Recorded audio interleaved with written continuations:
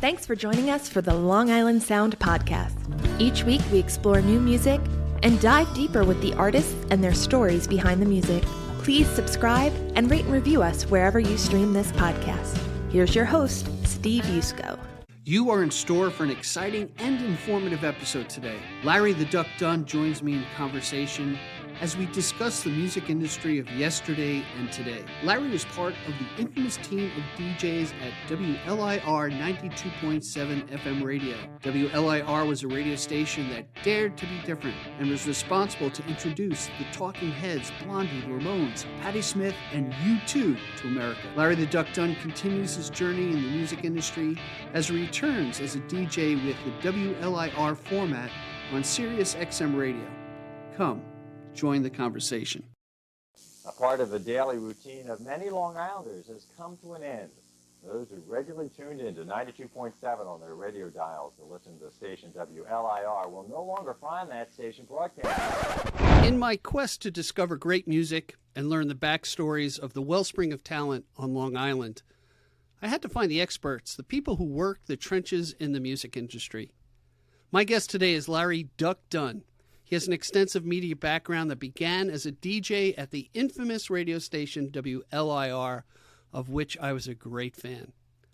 For over 20 years, his experience runs the gamut from radio to cable to newspapers, and now as an announcer on SiriusXM. As the fourth vice chair of the Long Island Music and Entertainment Hall of Fame, Larry knows the wellspring of which I speak. Hey, welcome to the Long Island Sound Podcast, Larry. So great to have you here. Steve, it's an honor. Thanks for having me. I really appreciate it.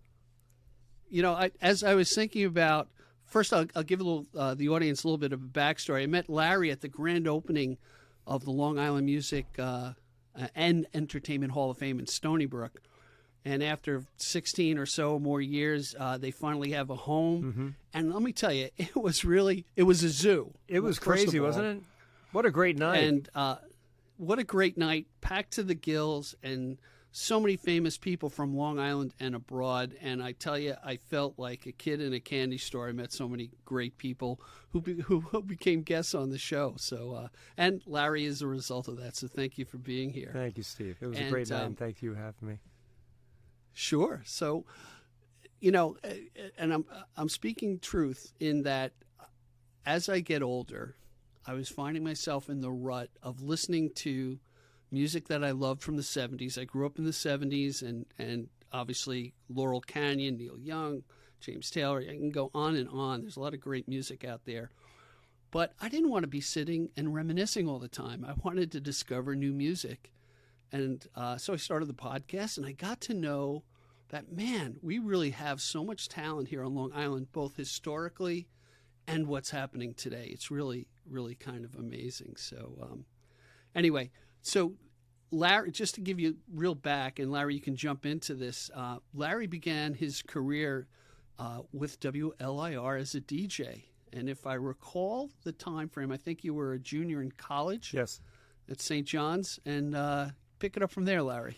Yeah, so I had my mentor was Dr. Jack Franzetti, and I'm on the board of the College of Professional Studies for the last 18 years at St. John's, so I still give back to them.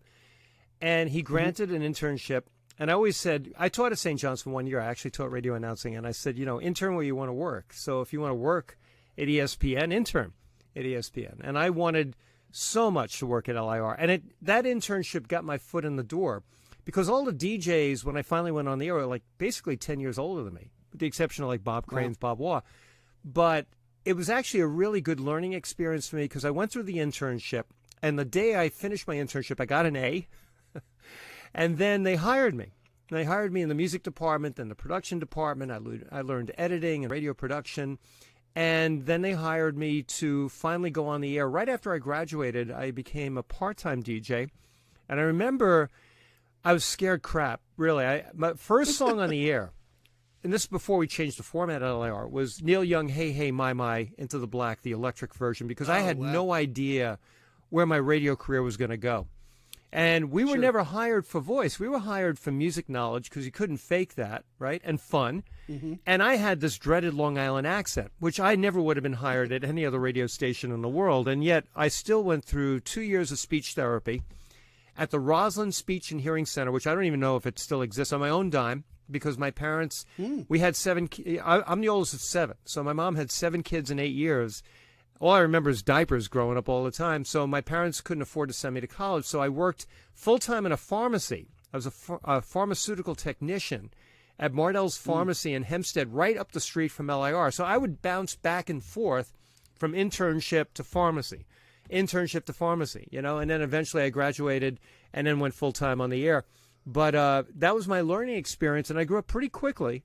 But also the fact that I had such great DJs and talent around me, I learned so much from them because I was still coming out of that college radio period at St. John's. I actually did 1 year of college radio at New York Tech because Bob Cranes and Bob Wall were respectively the program director and the music director, and they said, hey, we got a shift that's open Wednesday night from 6 to 10 p.m. You want to do the show? And I'm like, I'll do anything just to get myself better in radio. At that time, New York Tech was the background for Cablevision on Channel 14. So if you went to What's On Today, the radio station was the background. So it was carried like a cable radio station throughout Nassau and Suffolk. So we had a good listenership. So that was kind of the prelude to me going on the air at LIR. You know what? You bring up a good point. I dated a girl from Michigan, and this is down in Florida, and she used to bust my you-know-whats about my New York accent. And, when you go out of state, you realize how heavy it can be. And I'm in sales for my day job, and you work on that because when I was in different states, man, there's an intimidation factor that a New Yorker has on other people. And I worked hard to try to correct my pronunciation and my diction. To a point, I got fairly good at it. When people would ask you, where are you from? I'd say, I'm from New York. And they said, no, where are you really from? And then I would turn it back on, and they'd go, oh, yeah, you're from New York. Coffee, soda, all those words. Or boss at Bada. Bada. Yeah, so it's interesting because... So you started... Yeah, go ahead. Yeah. No. So, go ahead. Yeah, because on SiriusXM, I'm coming up on my 20th anniversary, believe it, on Memorial Day weekend. And most of the announcers are from Los Angeles. So I'm the only one from New York and from Long Island. So I broadcast from Long Island since COVID, shipped all the equipment to my house. So this is my SiriusXM home studio where I'm actually broadcasting to you on your podcast right now. And the thing is that every now and then I hear it. It slips out. I go, oh, there's my Long Island accent again. Well, I am from the island of Long. I'm a skinny Irish Catholic kid from Brooklyn, right? Living in Massapequa Park, New York, broadcasting around the world in Massapequa Park, New York. Not that the Village here is ever going to throw me a friggin' parade or give me a plaque, but it's actually, it's a nice local story. But Massapequa was so historic, right, for the Baldwins, Joey Buttafuoco, Jerry Seinfeld, the Stray Cats, right? Steve Guttenberg. So I feel like I'm in this little clique of Massapequa, this little dot on a map, but this is the Long Island Sound, right? So it's all about Long Island for me. Right.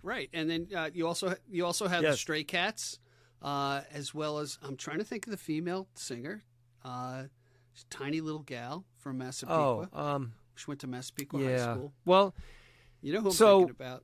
So my Love is a Pat Battlefield. Benatar. So Pat grew up in Lindenhurst, right? Pat Benatar. Yeah, Debbie Gibson grew up in Merrick. Right. Went to high school with my sister Mary at Calhoun High School.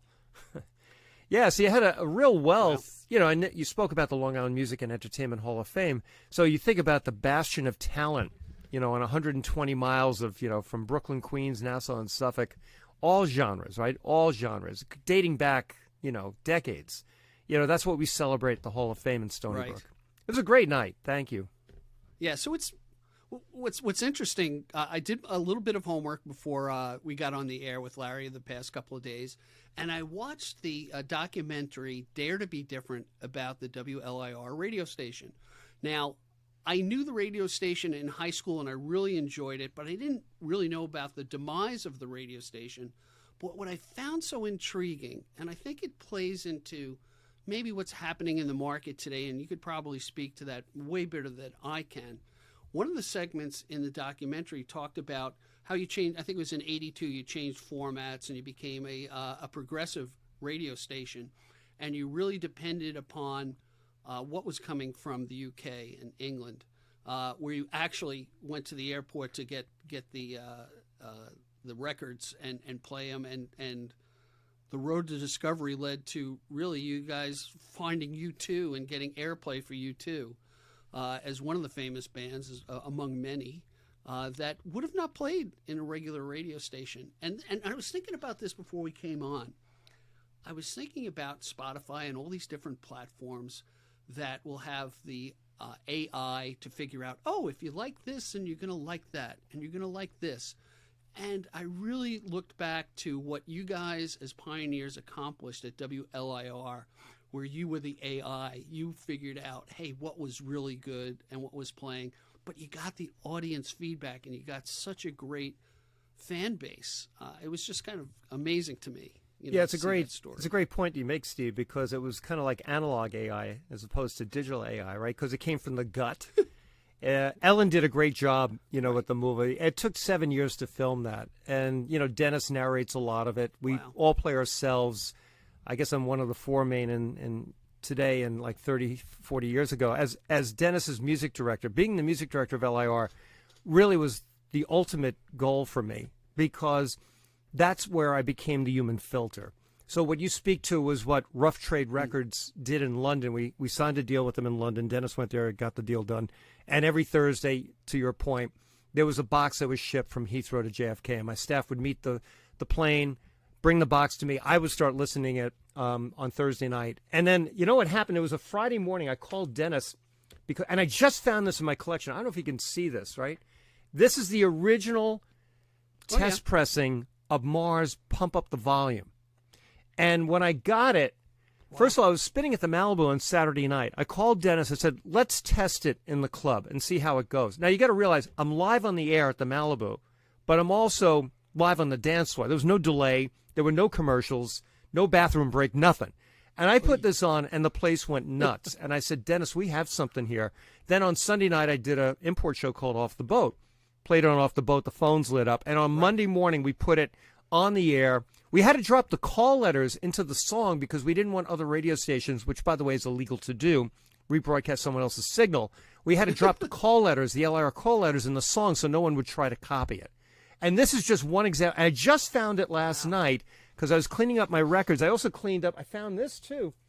I found the acetate. I was invited into Master Disc. So Master Disc is the post-production process of when you record a record, and Bob Ludwig is a friend of mine, but I've never seen a record being mastered before. And you smell the acetate on it. This is actually more than this from Roxy Music. I was invited into the session, and I'm a young DJ. It's actually, I dated it, too. It's March 29, 1982. They had just finished the vocal at 4 o'clock in the morning. I walk in the room, and there's Brian Ferry, there's Rhett Davis, the producer of Avalon, Bob Clearmountain, the engineer of Avalon, me and Bob. And I'm like in awe. And Brian was spent because he just finished his vocal, and he was holding his head in his hand. And what happened, they did the first test pressing, the acetate, and there was an imperfection. So they gave this to me. Brian signed it, and then they got the second acetate. Wow. So, I start finding these things, and the memories come back because I realized that we were breaking new music. We never said we were a new wave station, and we made that clear. Max makes it clear in the movie. We were a new music station. That's what we wanted to be. And that was engaging to the audience. So the AI part, right, when you had Screamer of the Week, right, people would call and vote. That was the best new song of the week. Right. That was kind of the AI. But the AI for us was our gut. We either knew it was a hit, or it was like doing A&R on radio, artist and repertoire, right? And, in fact, I almost went to be an A&R guy. I actually interviewed with Clive Davis. And I actually found the rejection letter I got from Clive. Saying basically, hey, you pick some, it's kind of like a trick question. When you go on these interviews as an A&R guy or a potential A&R guy, they say, bring 6 songs that you think will be a hit, right? So that's a trick question because you're bringing songs that potentially could be, and that could make or break the interview. So, but I spent 90 minutes with Clive Davis, and it was wonderful, but I didn't get the gig. Yeah, it reminds me of a scene that I saw that in some Motown movie where it was the Four Tops or whatever. They would do their song in front of the catalog of artists, and they would vote to see, if it's gonna be a hit. And now you have a radio station who is looking at their competition, and you're a tiny wattage radio station in the scheme of the New York market, but you're in the Right. New York market, which is the center of the world as far as I'm concerned. Particularly Brooklyn, I think, is the center of the world right now when it comes to music. And there you try something different, and then boom, you strike gold in what you're introducing. It's fascinating to me. And then if you go full circle or fast forward, and you look at how music is presented today, hey, when you and I were kids, we got an album. I mean, I'd go down to Pergamon's in Levittown, and you can get a 45 for like 25 or 50 cents, or you buy an album, and you sat down with that album, and you played both sides of that album, and you digested that music, you know. But now it's different. I don't know if people don't, you know, of the artists I've spoken to, like, no, it's easier to put out an EP with 3 to 5 songs that are probably really good, and then keep making the what I call ice cream cones to keep the audience you're trying to build engaged. And then there's a whole social media. Yeah, I think, you know, Billy Idol released a 4-song just kinda EP called The interesting. Cage, right? So that followed up a 4-song EP from the previous year. Squeeze just put out a 5-song EP called Food for Thought, which was really their first song in 5 years, but it was really meant to raise money in the UK for those that have food insecurity. So the EP concept has kind of come back a little bit. You know, for us at LIR, I think one of the brilliant moves that Elton did was moving the tower from Garden City to the North Shore Towers, because the North Shore Towers was the second highest point on Long Island. And in FM, you want height more so than power. I mean, you want power, but 3,000 watts off the North Shore. So we went into Brooklyn, to Queens, boomed into Westchester. We were the #1 station in Stamford, Connecticut. So I think that gave us a lot more of a New York presence, so that we were identified as really a trendsetter. Now, there were 7 of us, if you think about it, right? We called them the Magnificent Seven. You had KROQ in Los Angeles, K-Rock, 91X in San Diego, XRT in Chicago, Live 105 in San Francisco. You had FNX in Boston, LIR, HFS in Washington, D.C., and we were breaking it. But we were all looking at each other. You know, we always looked at K-Rock, and I'm sure K-Rock looked at us, and we all shared. I used to go on the air on the morning show with Poor Man, who was the overnight DJ on KROQ. We'd put each other on the air once a week just to talk music. Like, what are you guys seeing? What are you playing? You know, and this is in real time, you know, across a few time zones. And that's how unique it was. I think there was a camaraderie, I think, amongst all of us, because we were kind of like battling the gorillas that were the 50,000 watt radio station, but we were creating the excitement, and we couldn't give a shit, about ratings. Yeah, we couldn't care about ratings fine. because it didn't matter. If we said to 8,000 people, show up at 8 o'clock tonight, 8,000 people would show up, you know, because people were so loyal, and they would just move to wherever we told them to go. If it was a club, an auto dealer that was having a grand opening, whatever, you know, this was a loyal, active audience. And I think radio stations would have killed for that, because at that point, the local advertisers, they couldn't care less about ratings. They just wanted results. And if they saw people show up, they showed up. If we said we would be there for a grand opening of a Taco Bell, they showed up. So, interesting times. Wow. Yeah. You know, it's interesting. So when they switched the antenna, by the way, the towers that Larry's talking about are right on the Nassau-Queens border, and they're huge towers. You can't miss them off Northern State when it turns into Grand Central Parkway. When did that happen? Did the change in the format happen first, and then the antenna moved? It's funny you say that, because the format happened first, and what happened was our tower in Garden City was on federal property. It was on the U.S. Post Office's property, and they kept telling us, you got to go. They almost cut the line on us, and we had to move the antenna temporarily to the top of 175 Fulton Avenue in Hempstead. So for a brief time, we were in beautiful downtown Hempstead on the 7th floor with an antenna, and that was kind of depressing because our signal was deplenished until we moved to the top of the North Shore Tower. Right. At that point, you didn't have to build an antenna. You were on top of a large apartment building, right? So you didn't need a stick going up. And then there's like a lot of cab companies and stuff up there too. So you're right. We were right on the Queens border. So technically we're in Queens. So technically we were a hybrid Long Island, New York City radio station. And that became major market for us. Right. Now I got to ask you this: when the switchover, I was you were there for both when sides of the switchover format, happened, yeah. right, to progressive. Okay, so what wasn't there the worry? I this is my assumption. Well, what's going to happen with our advertisers? You know, are they going to evaporate? Did anybody walk? Was it a rebuilding? They Wow. actually embraced it. You know, well, first of all, the clubs loved it because no one was getting the people in the doors of the club. Like Charlie Greco and Tony Greco from the Malibu, I mean, they loved us because we would pack the place. The place would hold 2,200 people. I'd spend there every Saturday night. I had beer bottles falling on my turntables. It was crazy. You know, I mean, people were driving from Brooklyn to the Malibu. They were driving from New Jersey to the Malibu. And then you had Paris, New York. You had 007, Spies, Spit. I mean, you think about all the clubs that are being celebrated in the Hall of Fame, right? Uncle I mean, Sam's. And then things changed, I think, when AIDS hit, when drinking and driving became a real serious, it was always an issue, but they started cracking down. Things started to change towards the early to early 90s, I think, at that point. But the advertisers loved it because we would show up as DJs and do appearances, and people would show up just to talk music. They only wanted to talk music. You know, take some photos, but, you know, it was all about the music. Everything was about the music.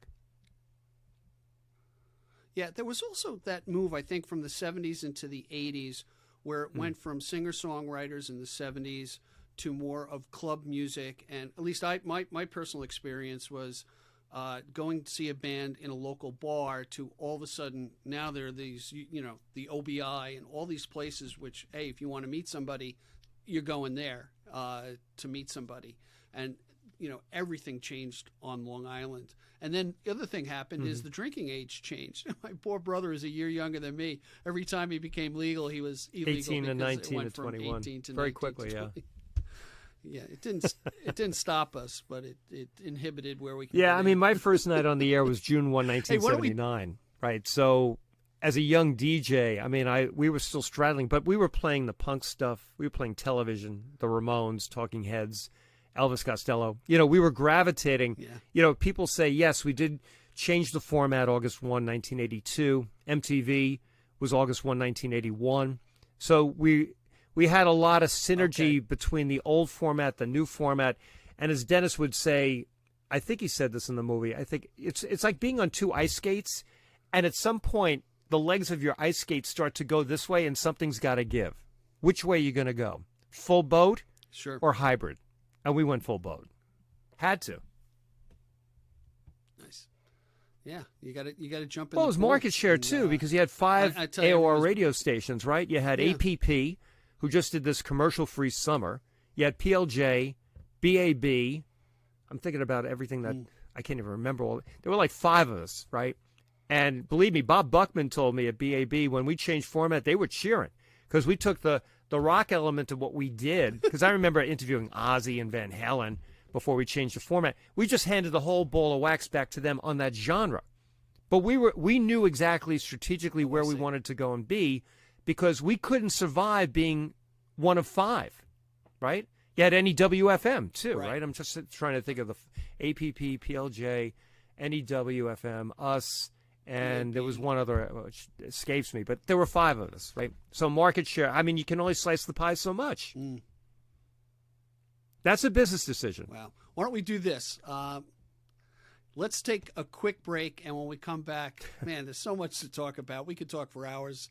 Hang with us, everybody. During the break, I asked Larry about his technique to interview people. And sometimes you need that little icebreaker, like, so what'd you do yesterday? You know, or what'd you do last night? Or what have you been up to? You know, or what'd you do yesterday when you were, you know, right after the show with, you know, blah, blah, blah, blah, blah, blah. You try to keep it current and relevant and just make it a little more down to earth and interesting because you got to remember, they're people like you and me. Right. There's nothing different. Some are more arrogant. My worst interview was Frank Zappa. Oh, my God. Really? If he didn't like the interview, he would just go, yes, no, you know. Van Halen was interesting because that was just before I changed the format.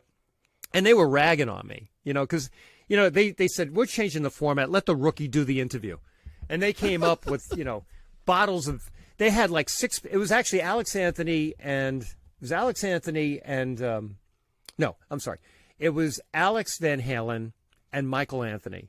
and they brought up like these shakeable cocktail drinks, and they had a 6-pack of beer, and they were playing the Coliseum that night. And I just started talking to them. We just talked music, and it was fun. They were with me for about an hour. In those days, radio stations wouldn't have them because they were trashing radio stations. And then they started in with me on the high school jokes. And I would take it, right? This is the fun part. They would say, hey, Larry, you got a girlfriend? I said, yeah. Hey, Larry, you got a picture of your girlfriend? I said, yeah. Do you have a picture of your girlfriend naked? No. Do you want to buy one? So it was like stupid things like that. I got caught up in it. And here's the wildest part of that. When they left, now they're half trashed, but they're playing the Coliseum that night. They said, hey, off mic now. We already said goodbye. Are you coming to the Coliseum to the show? I said, yeah, I'm going with a buddy.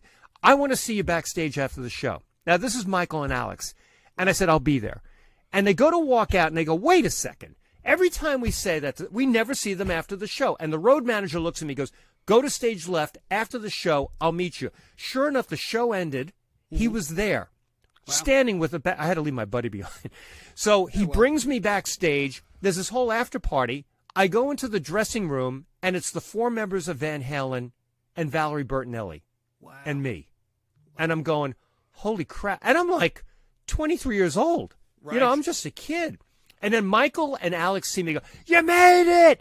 Hey! And it was like, I felt like I was back in high school, and David Lee Roth said something crude to me. And, Eddie was great. Valerie looked like she wanted to be anywhere but in the room because she couldn't stand David Lee Roth. Anyway, it was just a wonderful memory. And I'm a kid, and it just all came together only because I just wanted to work at my favorite radio station. Well, in college. What's interesting, and you do this among friends. You have, self-effacing humor. You knock yourself down, and you have that back and forth that you go, and that creates a bond. So all right, Larry's a regular guy. We can deal with him. You know what I mean? I would assume, and that's what you try to get across. And you're right. You keep it conversational. My experience has been, this is strange. In the beginning, I wrote a lot of questions down. I don't write questions down anymore. I kind of rely on my curiosity and then see where it takes it. Okay.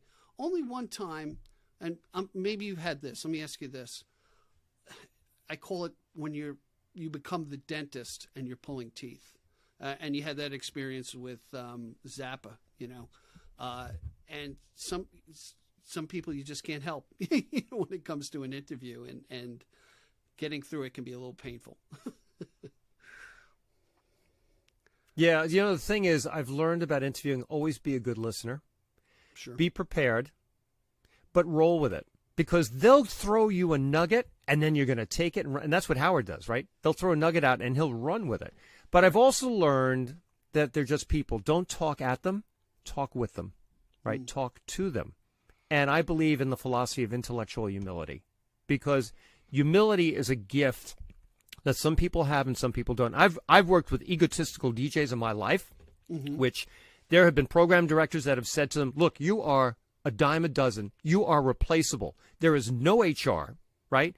I can replace you, or I can change the format today and everyone's out of a job, and there's nothing HR can do about it. And that's the part about radio I don't think people really understand, that your talent can be expendable, which is why I went into the business world for a period of time too, but I maintained myself on SiriusXM. So humility, I think, is the key. Never get full of yourself, and just keep in mind, it's the artist, it's the music, it's the listeners, it's not you, the DJ.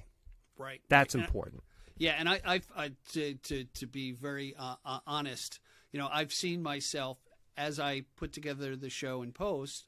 Man, I actually spoke way too much, and I've cut things out where I'm telling some superfluous story about something, and I'm like, why did I do that? And I try to set that stage, that foundation of, hey, it's about you, it's about what you want to talk about, and giving a platform where people can get to know you and your music at the same time. And I think that's where the curiosity can really work well for an artist, So yeah, well, I've done the same thing as you, because you're a fan. I'm a fan, and you get caught up in the fandom of, oh my God, I'm interviewing Ozzy, right? Now, Ozzy was actually not drinking.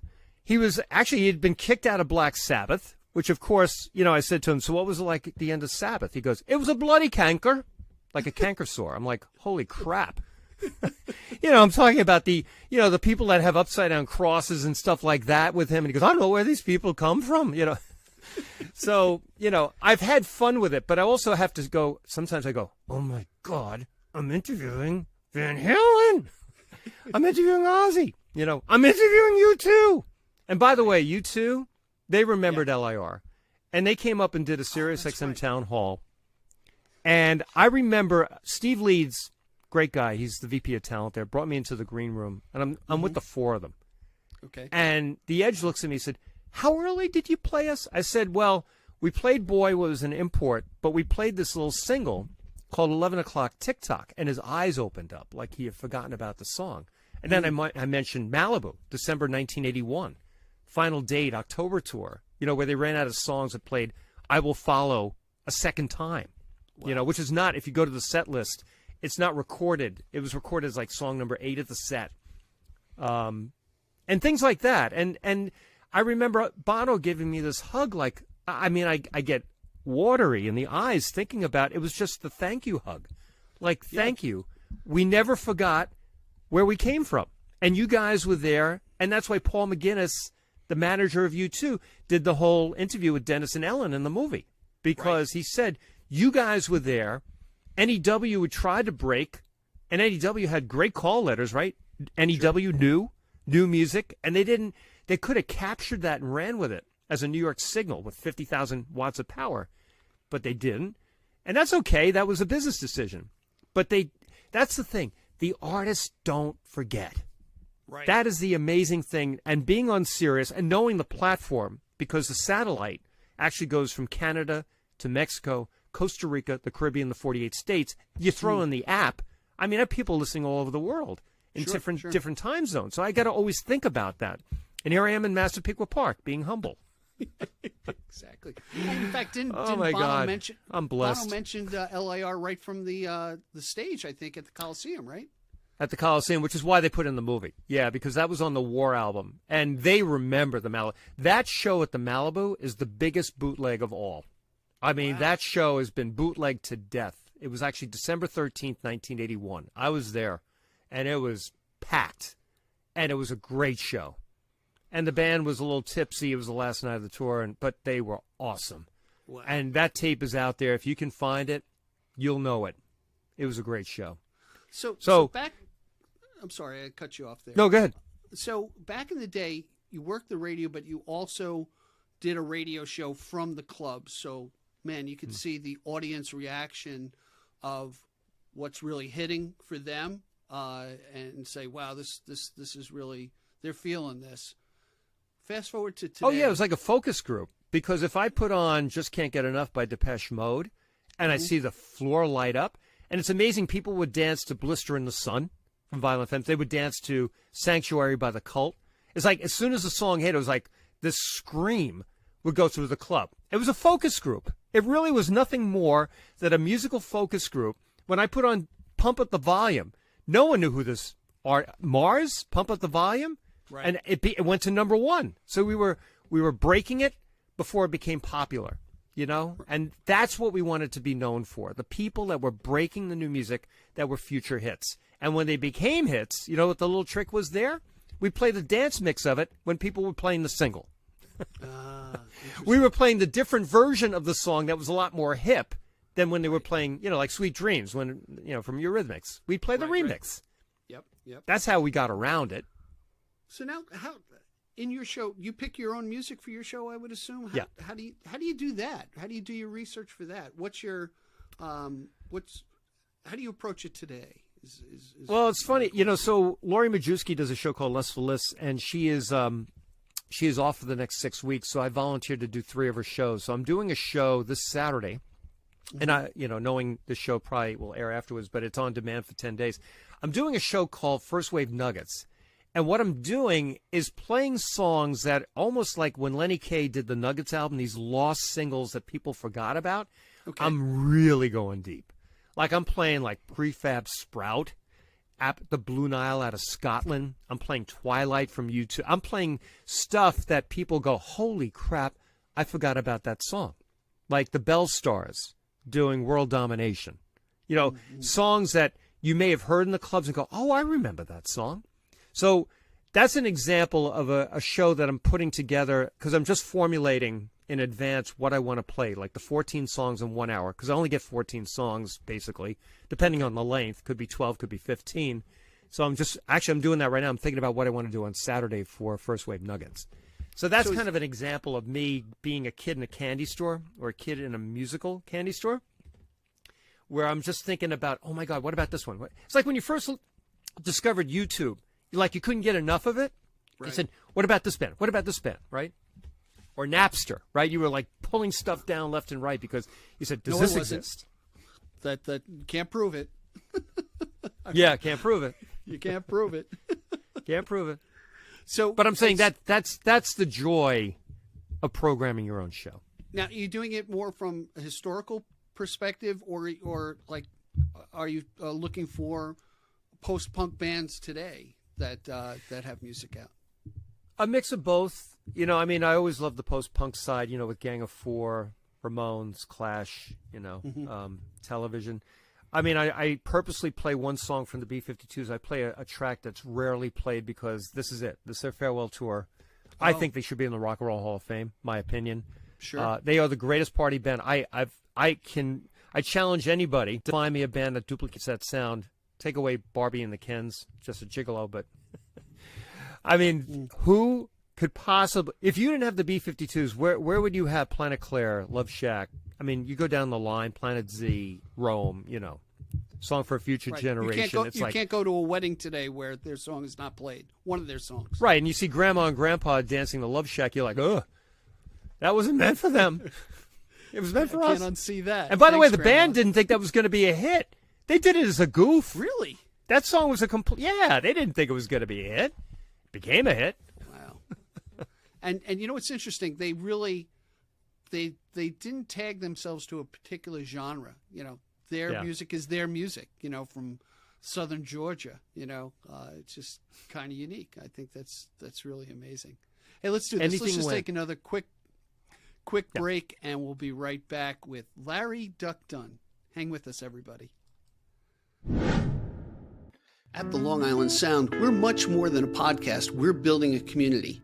Please go to gigdestiny.com, check out all our social media links, subscribe wherever you listen to the podcast, please comment, call the listener line, tell us what you think, what questions we should ask, who we should have on the show, and most of all, we thank you for your generous support, and remember, support the artists who are guests on the show. Now back to the podcast. With Larry the Duck Dunn, and Larry, I tell you, you've been a font of information. Thanks for all your insights. You've got all this experience working in all this different media, from magazines to, kind of give me a quick overview of the different places you've been, because I think that'd be interesting to our audience.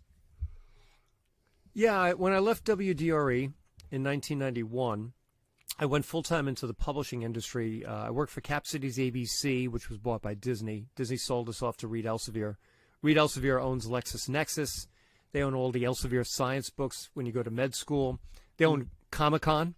They started Comic-Con with Reed Exhibition. So I was a publisher with them for 19 years. And in the later part of the years, I was the group publisher of multi-channel news, broadcasting, cable, and video business.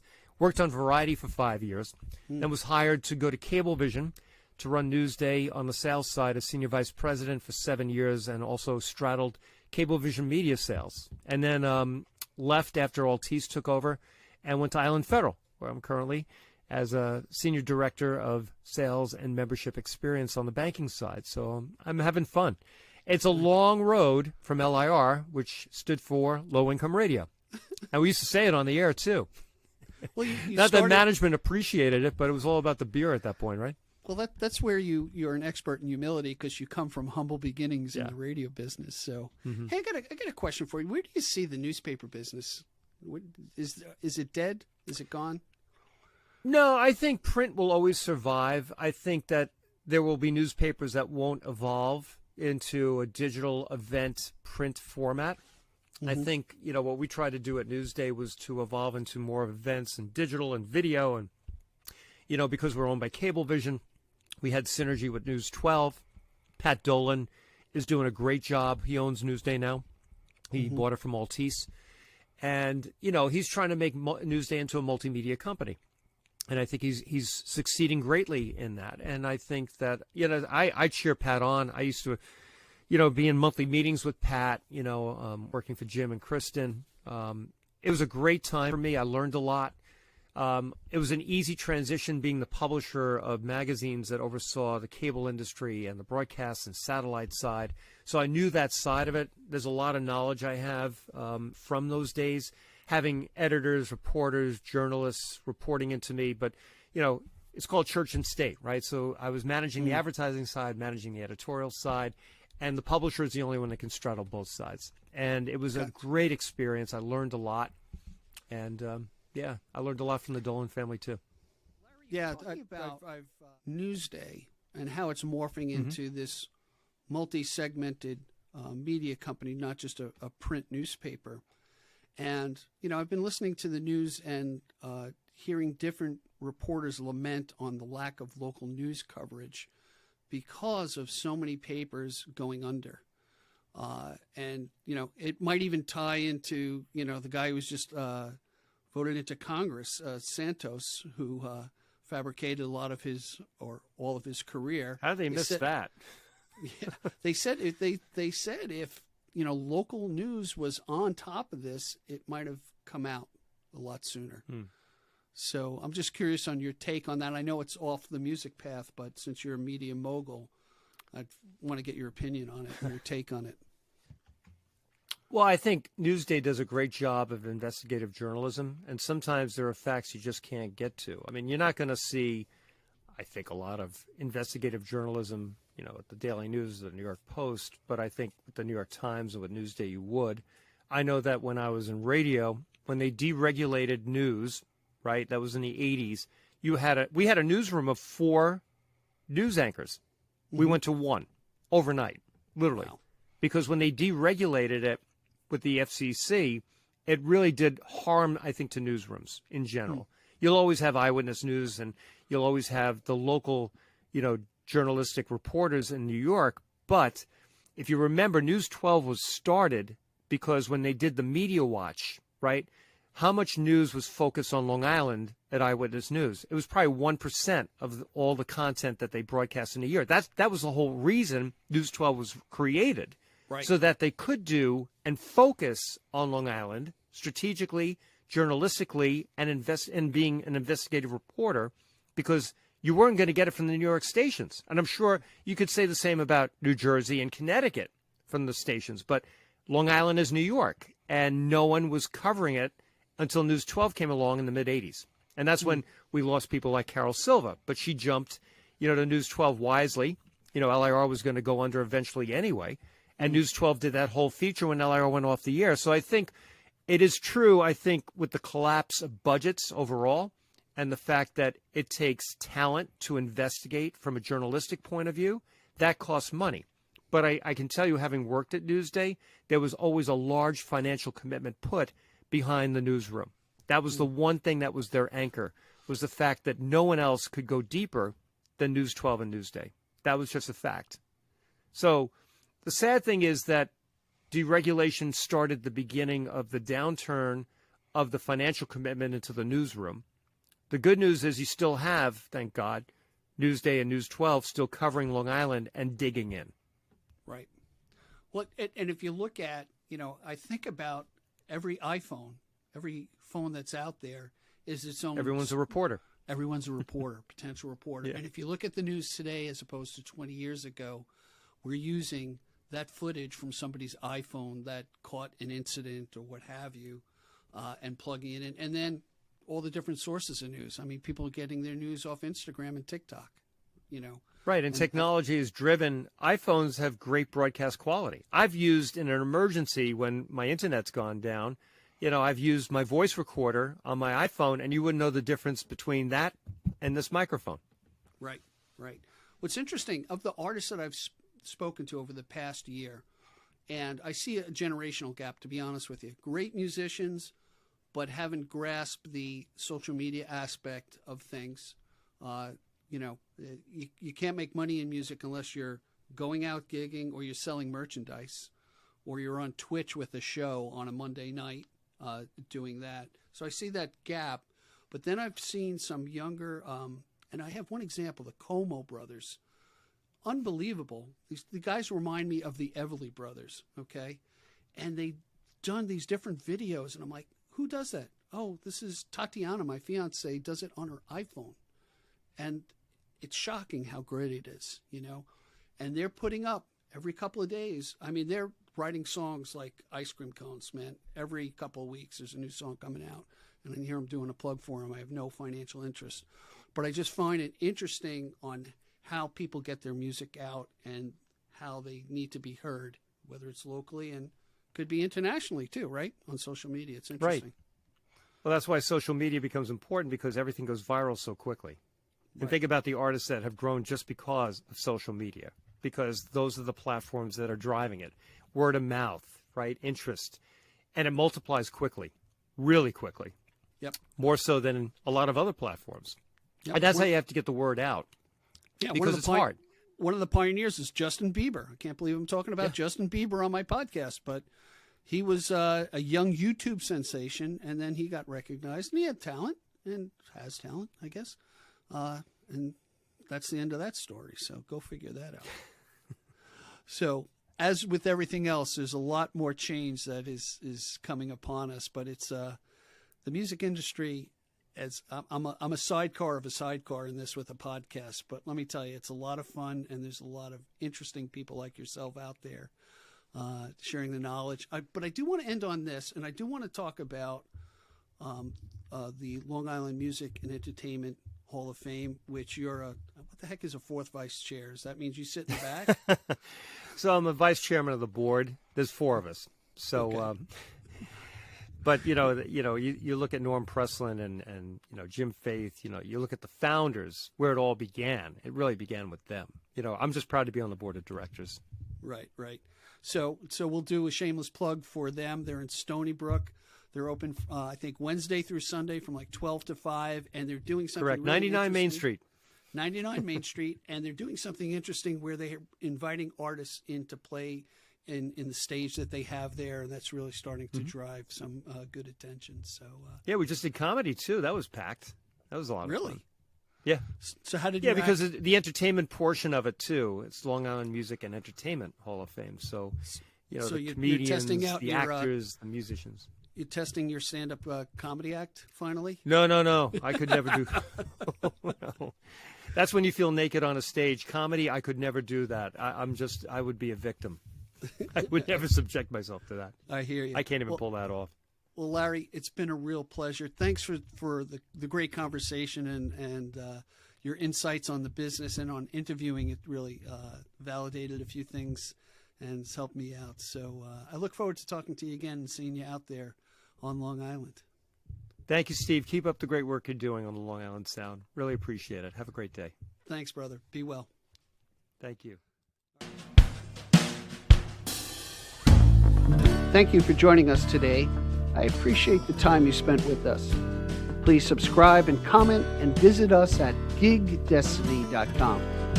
Till next time, be generous with your joy, keep your spirits high, and let the music take you on a journey. Be well. Peace.